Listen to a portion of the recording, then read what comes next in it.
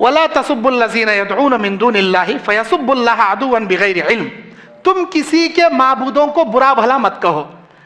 मतलब हम मुसलमानों को ये हुक्म नहीं कि हम गणेश, वेंकटेश, ईश्वर, पार्वती, परमेश्वर या किसी के भगवान के खिलाफ कुछ बोले, इस्लाम हमको इजाजत नहीं देता। मैं भी अपने बयानों में अक्सर पीरांगते, वलियांगते, ख्वाजा मोइनुद्दीन चिश्ती रहमतुल्लाह अलैह, ख्वाजा अजमेर, ख्वाजा गुलबर्गा शरीफ और पता नहीं ऐसे पीरां के नामा लेते रहे। तो मैं भी, मेरे भाइयों, मैं ना किसी पीरों को गाली दिया हूँ ना मैं किसी पीरों को गाली देता हूँ, मेरी आदत ही नहीं। हमें भी मानती उन्होंने अल्लाह के वलियान थे तो हमें उनकी इज्जत नहीं निकालते, हमें उनकी तौक़ीर नहीं करते, हमें उनकी हरगिज़ जलील नहीं करते।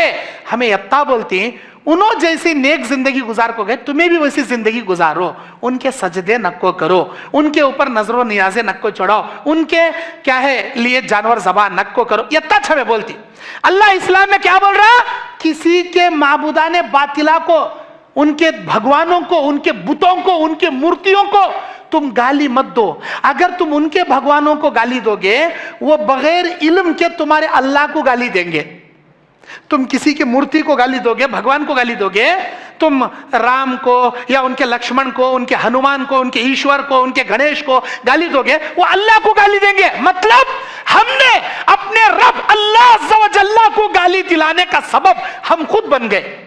इसीलिए इस्लाम ने मना किया, तुम किसी के बाप को गाली मत दो, वो तुम्हारे बाप को गाली देगा। तुम किसी के माँ को गाली मत दो, वो तुम्हारी माँ को गाली देगा। जो शुरुआत करेंगा अल्लाह सारे गुनाह का वबाल उसके ऊपर डालेगा।